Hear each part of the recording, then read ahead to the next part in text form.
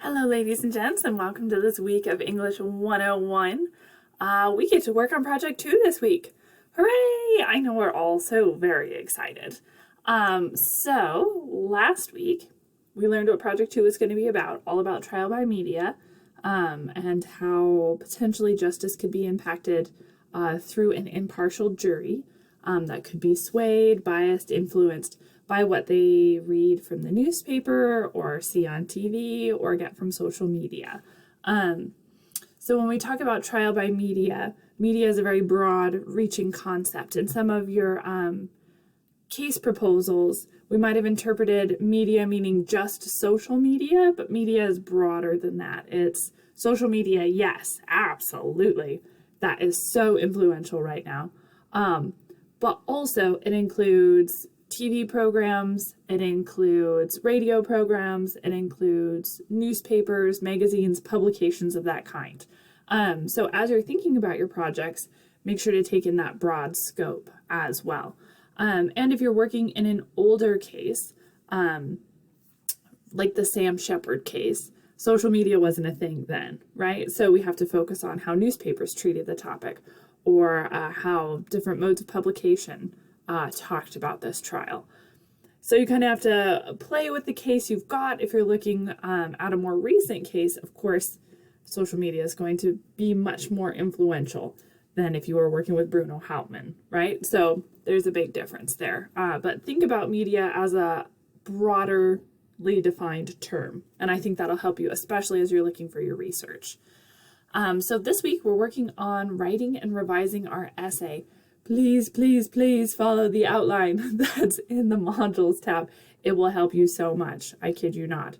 Your essay will be so much more successful if you follow the outline, because the outline will help you not only organize your ideas, but it also kind of functions as a checklist to make sure you're incorporating sources, that you've got your transitions, you've got your topic sentences, you're checking all those boxes when you use the outline. So make sure to rely on it as you're drafting your essay.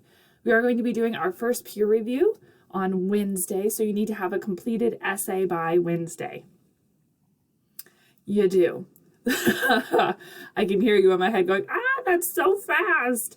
And it is, but like we talked about last week, sometimes we have to write under deadlines. And so I want to prepare you for that.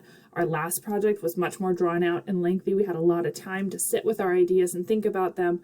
This one, much more quickly paced, because sometimes you might find yourself in an environment where you have to compose a solid essay that includes research in a shorter amount of time. And I talked about an experience I had at CBC with a history teacher who still teaches here, who had us do essays every single Friday. So you had a week to write an essay with research every single week. So it's not something that's unheard of. It happens at CBC and everywhere else. So I want to give you the tools you need to be successful in that style of writing. So we've got our peer review on Wednesday. This peer review, you're going to exchange online, obviously not in class, because we don't have a classroom. Post your draft, respond to the person who posts just below you using our peer response form, and then upload that peer response form to your classmate. And they should be able to use that feedback to help them make their essay better, just as you'll use your feedback to make your essay better. We talked about this last time we did peer review. There are folks who have mixed feelings about peer review, but if we invest and give really critical, detailed responses, peer reviews can be hugely beneficial, not only for the person receiving the response, but for the person giving it, because it makes us careful editors of our own work as well. So lots of good stuff from peer reviews.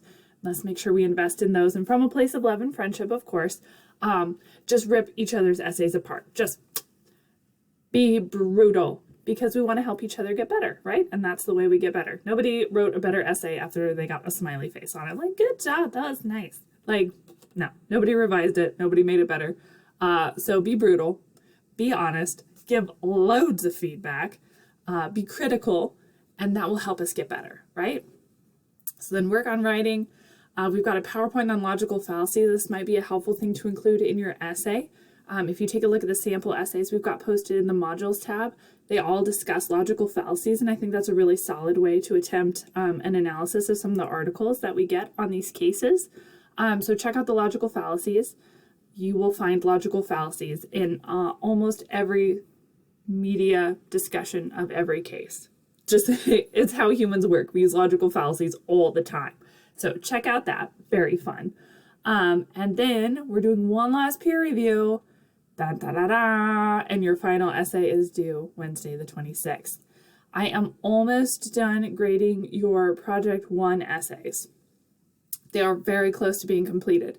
I like to wait until I've done all the essays and then release them as a group so that like everyone gets them at the same time, and people who alphabetically are higher up in the list don't benefit from their last name starting with a different letter, because that seems a little unfair. So I'm going to release them all at once. I'm planning on doing that this evening.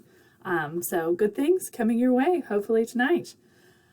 And that's where we're headed. That's where we're going. Everything you need to be successful, of course, is located in the modules tab. And I know I sound like a broken record because you've heard about the modules tab every single video that I've ever made because it's important. So if we go into project 2, here's all of our PowerPoints, logical fallacies PowerPoint I talked about, supporting materials. Just like with our last essay, you do need research for this essay. Here are some things that you might find beneficial. Here's the one we read, Trial by Media Can Undermine the Courtroom. We read through that article. Use it if you want to. It's got a lot of great data in it. If you're interested in juvenile cases, we've got an article here. The Innocence Project is a really interesting charitable group that goes and reviews people's cases who have been wrongly convicted and are currently serving time in prison and helps them find justice. And then we've got kind of 2 differing opinion articles. So it depends on what side you want to argue. As long as you can support it with evidence, there's not really a wrong answer, right? So as long as you can prove that your answer is right using evidence from your research, you're good to go. So I wanted to give you both sides of the story here. Pretrial publicity's limited effect on the right to a fair trial. This article says all this publicity probably doesn't make a difference, and people are still getting their Sixth Amendment right and are having a fair trial. That's what this article is arguing. This one is arguing about a betrayal of the First Amendment, which is our right to free speech, and saying that trial by media is impacted or is impactful in the justice process. So you kind of got both sides of the coin here to help you if you want to kind of get that differing opinion in your article. And then here's all our essay stuff, really good stuff. The lecture video, if you've not watched it, watch it. Just watch it. Please watch it. Like, it will help you, so watch it. We've got our outline, which you should definitely use, and our thesis worksheet. Here's the rubric I'm going to be using to grade, so that's important. And then here are the sample essays, and I think these are really, really beneficial. They're not perfect essays by any means, but they're essays that do a very good job of following the outline and adhering to the prompt. So they're a great place to get started if you're not sure how to complete this assignment. So that's what we're doing. That's where we're headed. As always, if you have any questions, reach out. I'm here to help. Otherwise, happy writing, guys. And I'll see you on the flip side.